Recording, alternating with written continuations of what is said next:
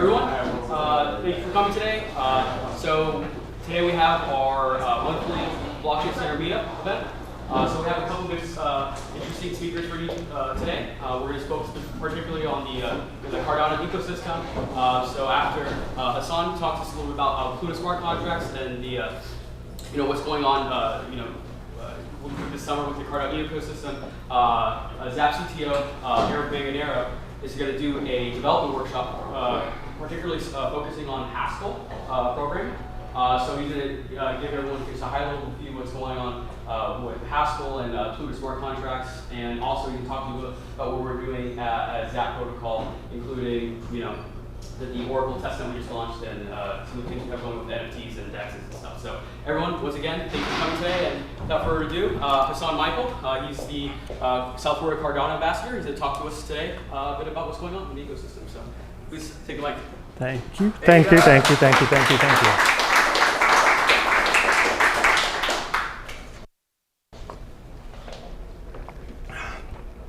Thank you. Welcome, everybody. Can you hear me? No. I got one right here. Can you hear me? Yeah, I always have a problem with the microphone. So I remember at the last conference, I started over here, and halfway through, the mic was over here, and Charles was like. So I try to speak into the mic today.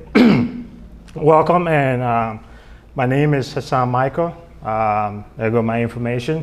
I'm the Cardano South Florida Meetup organizer. I've been in the space since 2017. I'm also evangelist for Cardano, and I do investing, trading, and a little bit of analyst. I'm also a blockchain entrepreneur. I live in South Florida. Originally, I'm from Liberia, West Africa. And if you need to reach me, my information is right there, telegram.360_Mike. And Twitter.360_Mike. So tonight we're going to be talking about Plutus. And so what's the agenda for tonight? First of all, how many of you are actually familiar with Cardano? Okay, about 50%. And how many of you are actually developers, software developers? Okay, we're down to maybe 15%. So no problem. I had everybody in mind tonight as to what we're going to talk about. We're not going to get too technical, and at least if you have an idea, you'll be able to get some of this information to where you can fully comprehend it. So tonight we're going to be looking at the scope of the presentation. We're going to be talking about the goal of Plutus, and we're going to be also trying to understand what is Plutus and have a conceptual overview, as well as Plutus Playground documentation and the Pioneer program. First of all, how many of you know what Plutus is? Okay. I'm just trying to get a lay of the land so that along the way, if I need to adopt and change things around, I can do that on the fly. So what's the scope of the presentation tonight? We're going to be looking at, as I said earlier, a high-level overview. So we're not going to be I'm not going to be presenting you with any code, so you don't have to worry about that, because I know some people, as soon as you see software code, you freak out. It's not going to be a detailed dive. We're going to try to identify some of the unique advantages of Plutus. So once you understand what Plutus is, at least you try to see what are the advantages. So for you who are traders, you can go in the market and say, okay, I know what makes this language, smart contract language, unique and advantageous over Solidity. So you can make that decision even though you're not a developer. And then if you're a project manager, you can say, okay, how does Plutus benefits me from a project manager perspective to maybe allow my developers to move faster. And at the same time, if you're a software developer, you'll be able to make an informed decision also. And I'll also try to provide you with learning material if you need to if you got stimulated tonight and you want to go ahead and have continuous learning on Plutus, you know at least where to go. So tonight we'll introduce Plutus to non-programmers, newcomers, and project managers, as well as software developers. and will identify specific and unique competitive advantages, and will also provide you with a path of what it takes to become a Plutus developer if you are interested. And like I said, I'm trying to stimulate your interest in Plutus, whether you're a developer, you're a project manager, or you're just straight up trader. You want to make money and you're trying to find some informational edge. So with that, let's get straight into our discussion for tonight. Smart contracts. So if you've been around the crypto space, you know that one of the driving force of just about every single altcoin, and when I say altcoin, I'm talking about from Ethereum down, basically. The driving force there is smart contracts. And a lot of times, not a whole lot of people pay attention to what smart contract is. And if you're trying to understand what Pluto's Cardano smart contract is, a good start is just trying to comprehend what is a smart contract, what does it do? And a blockchain software smart contract is a blockchain program, which is a script that is a replacement for a third-party binding contract that ensures the following. One, you have to have an exchange of asset. So the common example is Alice and Bob. Bob transferred $50 to Alice and all of that. So you have to have an exchange of asset. In some cases, it may not be coin. In some cases, it might be NFT. In some other cases, it might be some other blockchain artifact. So you have to have an exchange of asset. The agreement, which is the contract binding that, have to be immutable, meaning that somebody can come later on and unilaterally decide to change that contract on you, right? And it has to be immutable. It also has to be transparent. You need transparency when you're executing these contracts. Why? Because to be trusted, everybody got to see what's happening. So it has to have transparency. It also has to be autonomous, meaning that it runs on its own. It's not waiting for somebody to execute parts of that contract. Everything that needs to be built into that contract has already been built in once it's on the blockchain, and it can run without any human interaction. And lastly, it has to be trusted, meaning that first of all, before I say what it means, is you have to understand the existence of blockchain is because we don't trust one another. That's one of the underlying tenets of blockchain. It operates in a trustless system. So when you hear trustless, it means that the parties that are participating, the underlying assumption is we don't trust you. So we have this system we can trust, a trusted third party. So once again, for smart contract, just to understand, there have to be an exchange of asset, immutability of the contract, transparency, everybody can see that. It's autonomous, meaning it can operate on its own, and it has to be a non-biased, trusted third party. So now you know what a smart contract is. What is Plutus? Plutus, in short, is just Cardano way of doing smart contract. So if you look at Ethereum have their smart contract language called Solidity, which to do all the smart contract work. So Plutus is basically Cardano general purpose smart contract development framework for writing, testing, and deploying smart contracts to the Cardano blockchain. And Plutus is also a platform. Platform meaning that it contains all the necessary tools that you need to basically test, deploy, and execute execute smart contracts on the Cardano blockchain. So, moving on, what are some of the components of a smart contract for Plutus?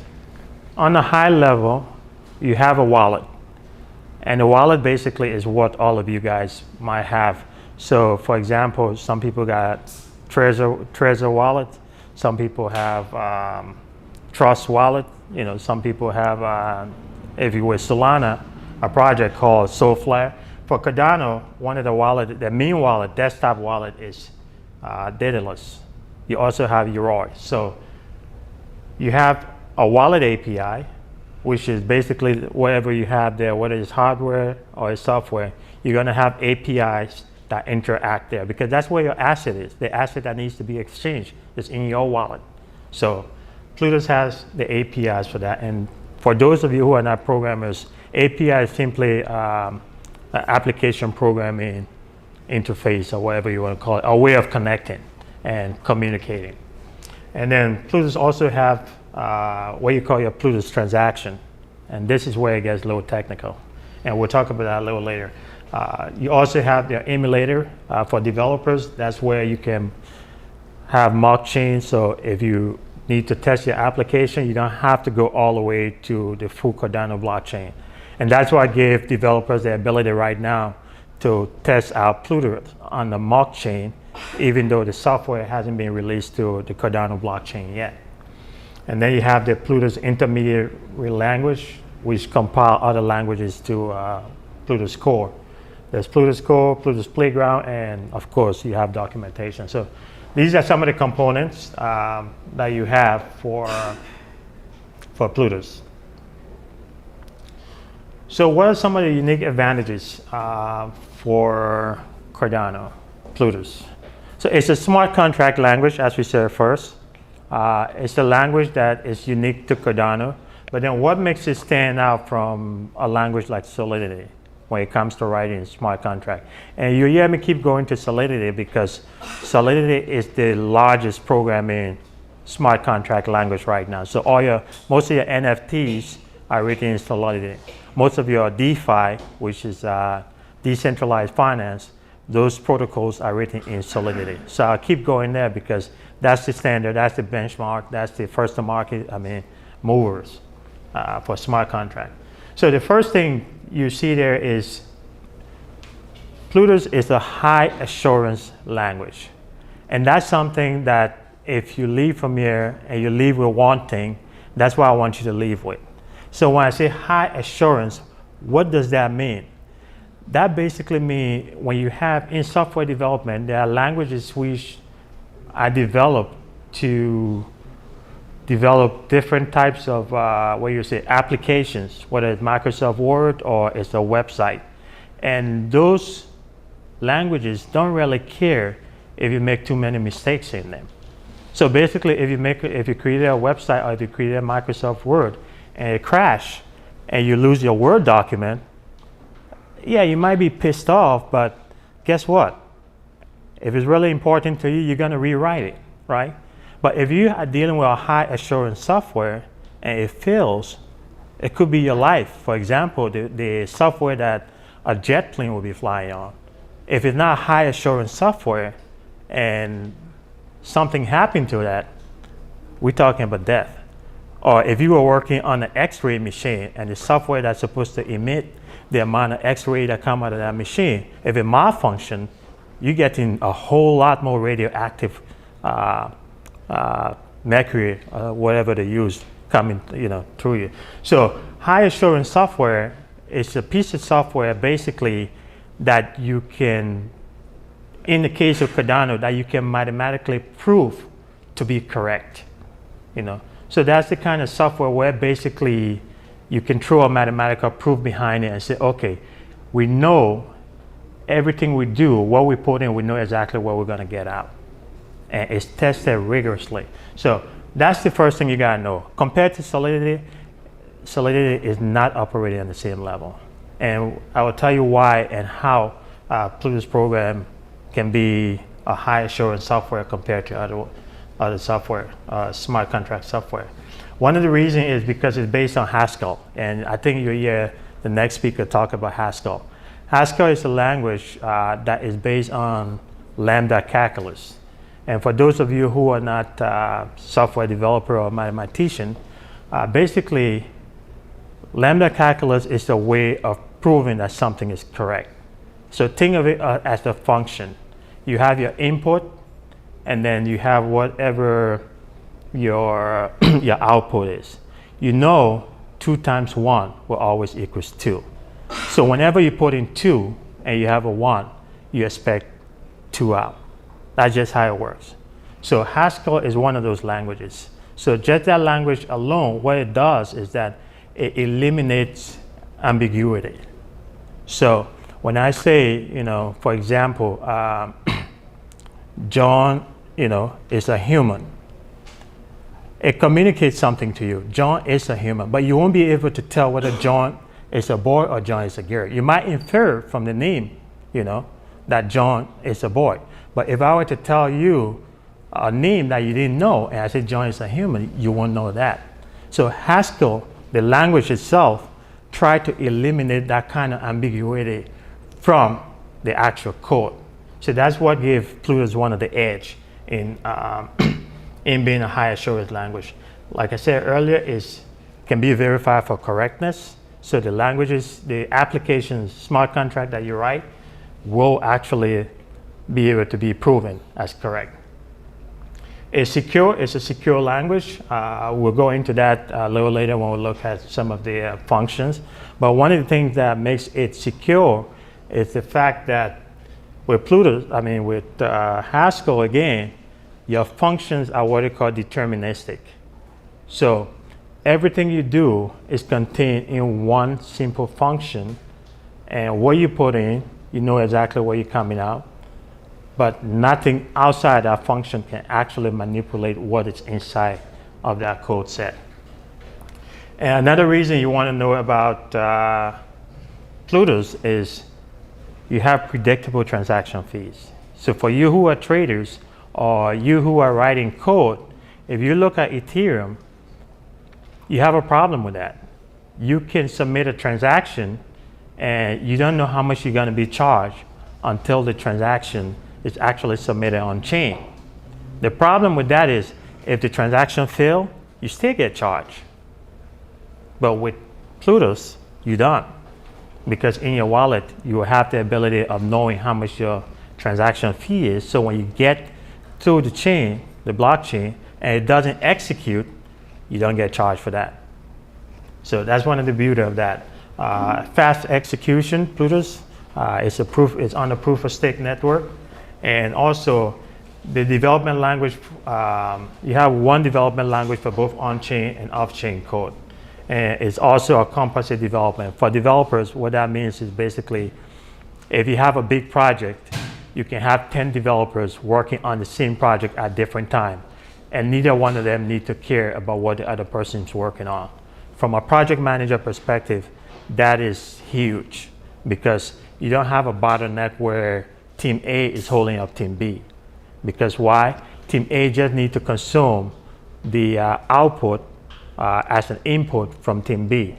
So they know what the output going to be, what the input going to be on their end. So they can simulate that and keep on working on their project.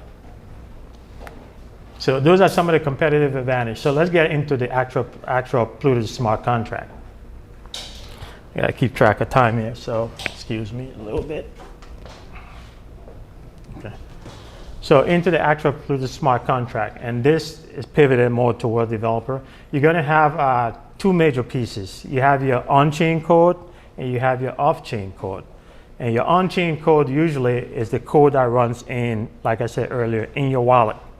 So whatever wallet you got, that on-chain code might keep track of your asset in terms of how much you have and how much, whether you want to send or whether you're receiving. So those are your on-chain, your off-chain code, because off-chain, we'll have time for QA. Off-chain basically means the code is not running on the actual blockchain yet. It's not being executed on the blockchain. But your on-chain code is the actual code that's running on the blockchain. And your off-chain code with Plutus is written in Haskell, like I said earlier, one language for both off-chain and on-chain code. It runs in the user wallet, and it submits extended functionality to smart contract and add Plutus transactions to it. Your on-chain code basically is written in a subsection of Haskell, which is called the Plutus transaction. We'll look at that a little later too. It runs on the Cardano blockchain and it's compiled in Plutus code. So, how many of you guys know that the whole process of a blockchain is all about transactions? It's not about, on the lower level, L1 level to call it, it's not about NFTs, it's not about DeFi, is simply about transactions. So you have a ledger and you need to track transaction. Basically, money comes from Bob and goes to Alice. That's a transaction. And if you need to change the state of the blockchain, you have to execute a transaction. You don't change the state of the blockchain any other way. So it's all about transactions. So what is the end goal of this on-chain and off-chain code? The end goal is to generate a transaction that will alter the state of the blockchain. And altering the state of the blockchain simply means that at some point, you're going to have an exchange of asset that's changing the state of the blockchain. If you have $5 in your wallet and you transfer $3 to someone else, that state has just changed. And the transaction actually records that. So what is a transaction? A Plutus transaction. It's a series of organized script and data that track asset exchange. It's also an accounting model because that transaction have to have a way of keeping track of the ledger. So your transaction script also keep track of the accounting model that the blockchain implements. It's composed of a series of script on the technical side that includes the validators that check if you got enough money in your wallet, if you authorize to even send that money and all of that. Redeemer, which basically represent actions a wallet might choose to take. What are some of the actions your wallet might choose to take? To send money, to receive money. Those are actions your wallet might choose to take. And then it has data, which contains information that are actually stored on the blockchain. Like the amount of money you got, or who you sent it to, all this information on the blockchain. And then for Plutus, specifically to Plutus, it has a way of extending the off-chain script. And what that means basically is you want to add additional functionality to your transaction. You want to maybe program it in a way that it does something specific for that transaction. So that's what you're looking at as far as the extension. So we're going to get a little technical here, not too detailed. I'm not going to show you guys any code, but stay with me and I'll try to make this as simple as possible, at least to the best of my ability. So one thing that makes Plutus Cardano smart contract very unique and advantageous in the entire crypto space is what you call extended UTXO. So if you're familiar with Bitcoin, Bitcoin has what you call unspent transaction output. And the underlying idea there is that accounting model basically says, if I need to spend money, I have no way of separating the money I have. So what I would do is I would spend the entire money, and then from there, I would separate how much I'm spending to one person, and then I would keep the change, but I would keep the change in a different account. So it doesn't quite work like that, but I'm trying to simplify it. So there's no way with Bitcoin for you to spend part of your money and keep the other part in the same transaction. You have to, it's an unspent transaction output, so you have to spend the entire thing, and then part of it that is sent will go to the designated receiver, and then the other part will still belong to you, but only the balance will be saved. And then of course minus your transaction fee. So that's the Bitcoin accounting model. And then you have Ethereum on the other hand that uses an account style accounting model, which is basically something like your bank, where, okay, we know how much is in your account and you can spend what you want from your account, but we're not going to spend the whole thing. We're just going to subtract what you have in your account and we're going to keep the balance there. I could go into the technical details of why those accounting models are different, but like I said, I don't want to get too technical, but just keep in mind, those are the two prevailing accounting models now. So Cardano comes along and say, hey, all of this is scripted. So why can't we extend that? We can extend that. So what it did is basically they incorporated part of Bitcoin and they incorporated part of Ethereum accounting model. And they use script to basically extend that model. So what you have is you have partially incorporated Bitcoin accounting UTXO and partially incorporated Ethereum style accounting. And then they use script to add additional capability that enhances that accounting model. So what are some of the extension? Some of the extension includes the data that basically goes along with the transaction. Gives you the ability to add more data to that. And it also gives you the ability to extend the wallet backend. Because of that accounting model, one of the benefits you have is the ability to calculate your transaction fees in your wallet before you get to the blockchain. So that if you get to the blockchain and something change, you are not charged for it. So that's one of the benefits of that account, that extended UTXO. It empowers your wallet to be able to do certain things before you even get to the chain. And another thing that is important in smart contract Plutus is endpoints. Endpoints basically enables wallet to engage with smart contracts. It also helps, it's containing Plutus contract definition. It enables off-chain functions to actually interact with smart contract, and it calls function to generate Plutus TX code. So without getting too technical, these endpoints basically are needed for the smart contract to actually execute. So you have a Plutus contract, and within that definition, you have these endpoints, which are basically, let's say you have something in your wallet. As I said before, you have your wallet, and your wallet might want to take a certain type of action. But that action cannot be done on the blockchain because the blockchain really doesn't have access to your wallet. So the actions you want to take on that blockchain can be scripted into a function, and that function can serve as an endpoint that is part of that smart contract. So when the smart contract is about to execute, it will point to that endpoint, and the function in that endpoint execute on chain. So when that function execute, basically you will have your wallet code running on the blockchain. So that's where these endpoints comes in. So what's the overview of a Plutus smart contract? Try to be faster. Overview of a Plutus smart contract. It says a Plutus smart contract should, at the very least, contain at least one endpoint. So if we know what an endpoint is, it should have at least one off-chain function to execute, if we're going by the definition of what an endpoint is.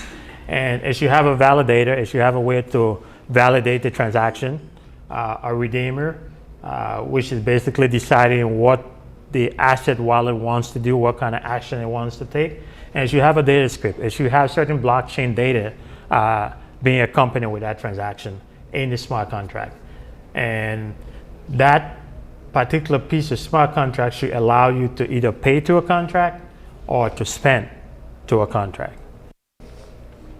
So in addition to that basic minimum of what a smart contract should contain, you can also have imports, which is, if you're software developers, it's a way of you importing different what you call libraries and SDK to help you automate your script. Have data type, functions, triggers, and event handlers, and any other auxiliary functions you need to execute. So that's what a smart contract is in a nutshell. I don't want to bore you too much with a lot of technical details when some of you maybe might not even be interested in development, but at least it gives you an idea what a smart contract is and how it pertains to Plutus in a unique way. So Plutus is not yet out. It's coming to Cardano sometimes later this year. Right now we're rolling it out, and I say we meaning Cardano and IOHK. The rollout is occurring as we speak. They just completed Alonzo Blue, and we currently should be on Alonzo White. Alonzo basically is the release that will bring Plutus to mainnet in the Cardano blockchain. And from that point, then Cardano will have the ability to create smart contracts. That means they will be able to create your DeFi, That means you'll be able to create decentralized application on the Cardano blockchain, which with that brings a whole lot more utility to the chain, because right now Ethereum is kicking everybody butt because of the dApps, which is decentralized application. And what allows those decentralized protocols to run on Ethereum is the smart contract. So smart contract is almost the beating heart of a vibrant blockchain. So Alonso, red, black, and then it goes to staging. And right now the projection is that Alonso will be out sometimes in mainnet between mid-September, October. So you can expect decentralized application to be on Cardano at least somewhere around October. But the good thing is, remember I told you about the ability to right now test applications out. You can do that. So you have companies now that are actually writing some form of dApps for Cardano, even though it's not out yet, because they have the ability using Pluto's playground to test the application out. So let's say you're a developer and you're interested in Cardano and you want to write smart contract. Where can you go? A good place to start is the Plutus Pioneer program. Right now, as I said, Plutus is still in evolution. It's being rapidly put together so that we can meet the mainnet deadline. But if you want to start now, you can start with the Plutus Pioneer program. And in there, you have a way of learning the language. You have a way of executing examples. You have code you can work on. And one place to go would be GitHub if you just want to take a look at code for the developers. So I have a link to that at some point. And if you want to get more information, just trying to fully understand Plutus, there's one of my favorite is Plutus, Writing Reliable Smart Contract. It's a book, costs $9. It's pretty handy.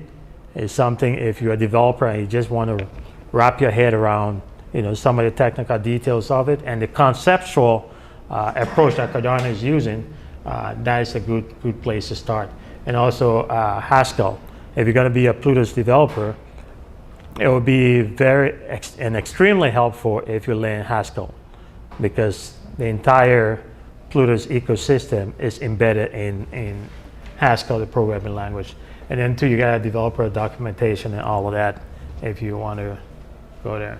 And if you just need to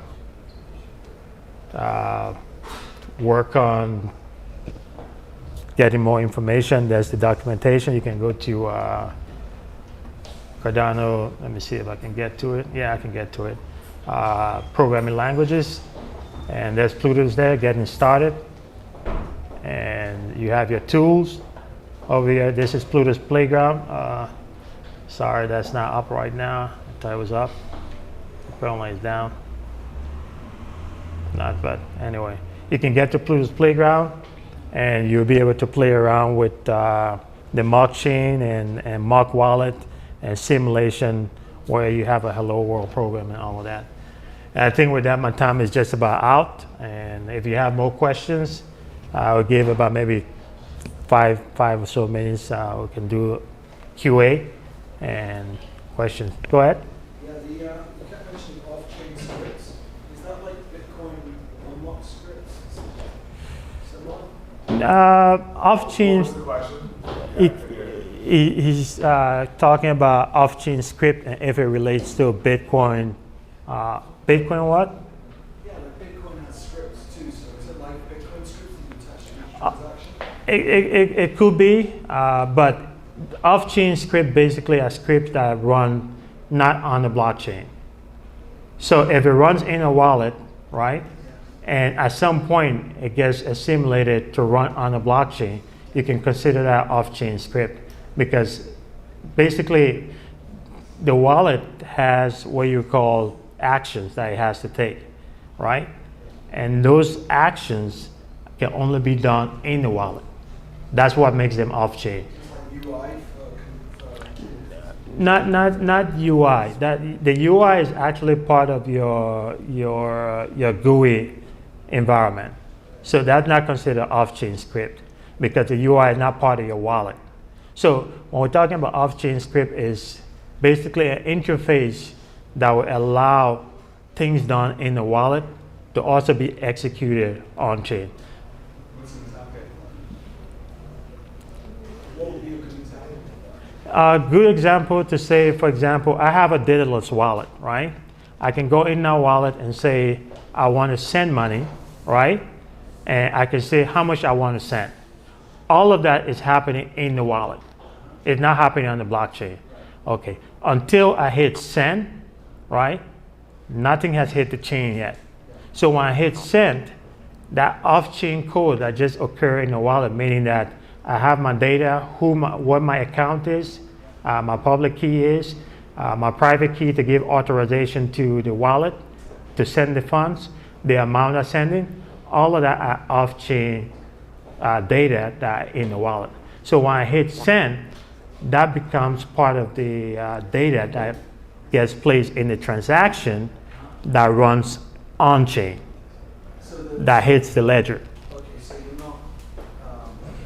So basically, I think, Data or yeah. like a web form. Yeah, web form, yeah, those are, the UI are not off-chain. Yes, they operate off-chain, meaning they're not part of the blockchain, but for the purpose of smart contract, those artifacts don't actually interact with the chain. So if you have data in a web form and that data never gets to the blockchain, yes, it's off-chain, but it will never be part of the smart contract. So it's not considered an off-chain code per se, because it's never going to be part of the transactions. So think of it as way, off-chain meaning that these are code that needs to run on the blockchain, but they don't live on the blockchain until the transaction actually execute. It makes sense, or Do you have we can a- talk about it a little later. I'm not quite with it. We can talk about it a little later. Okay. No, just to understand, is any library that interact with JavaScript or like Solidity, Hub2, U3? I mean, do you have any library that interact with? For Plutus? Yeah, right now there's not one. There are a few of them that's being proposed in Idea Scale, which is a project proposal for Cardano. And some of them has already been funded. So you have teams that are community teams that are working on it. Okay. But it's Libraries? JavaScript library to interface with that, yeah.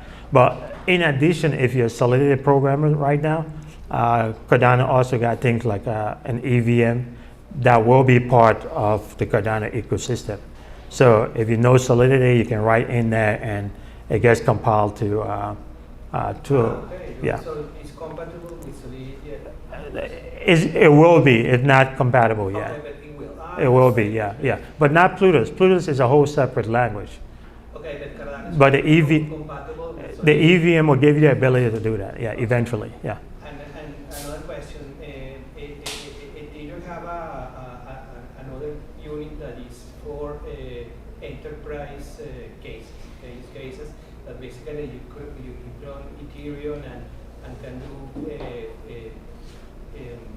their own ledgers and for in enterprise, okay? Yeah. Is the same.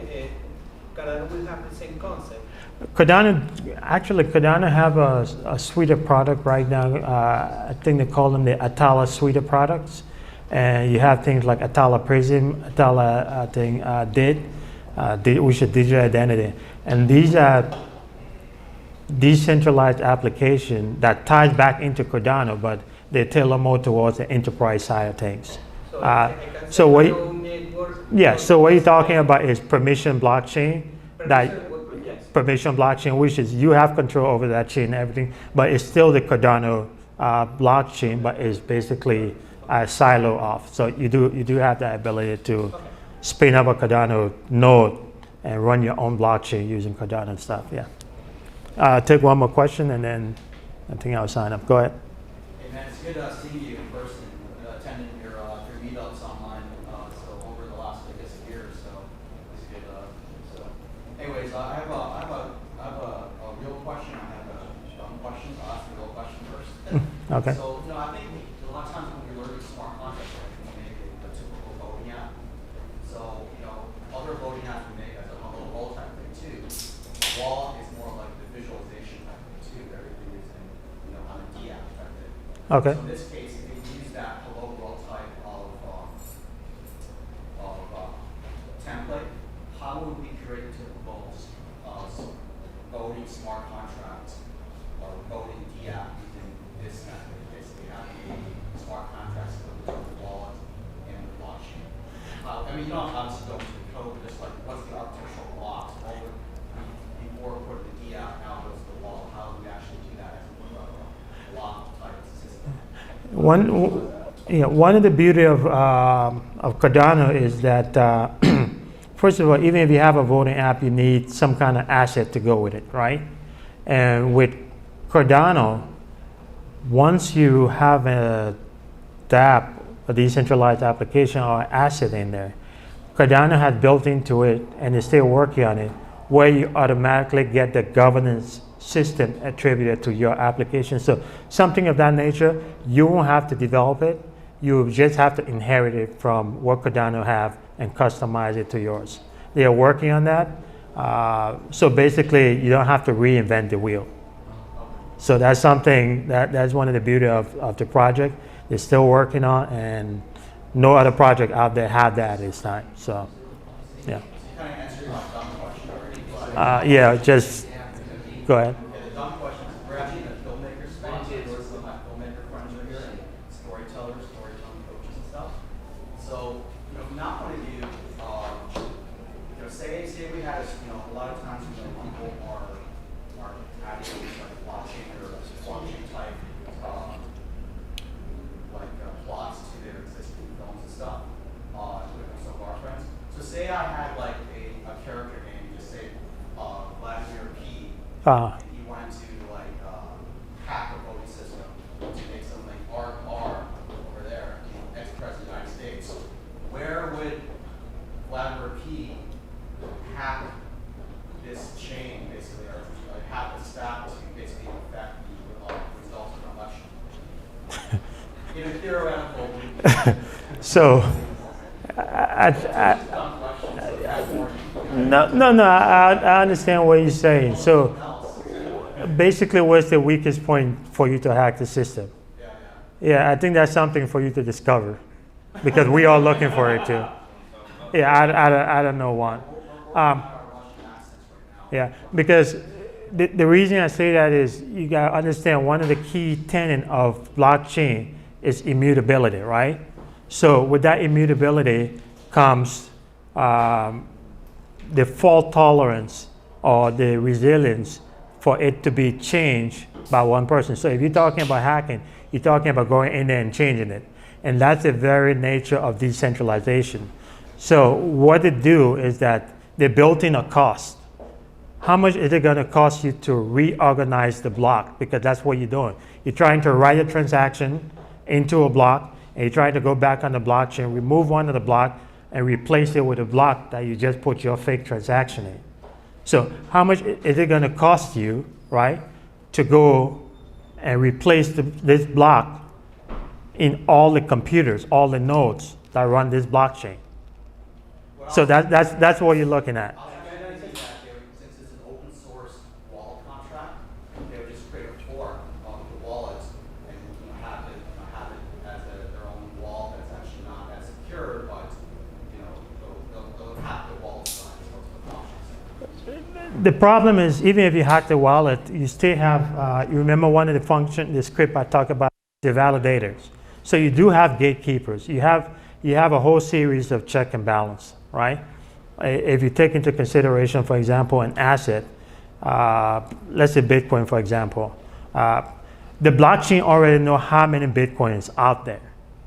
So if you produce one counterfeit, it knows it within the matter of you producing it, and it's not even going to live on Yeah. So all you're doing is just transferring asset. So there's a cost to it, and I think if you're talking about hacking the system, is how much of a cost can you pay, and is it worth paying? You know, I think some chain like Ethereum is over tens of millions of dollars just to hack it. So Yeah, so people are recording me asking that question, so if anyone wants to know, my name is Sammy. no. The vulnerability is at wallet But- level. Sammy, the vulnerability is at wallet level. At protocol, you don't have- Yeah, the wallet level doesn't even get to the chain until the transaction do. But anyway, we have our next speaker, so thank you for your time. I appreciate you listening. Okay.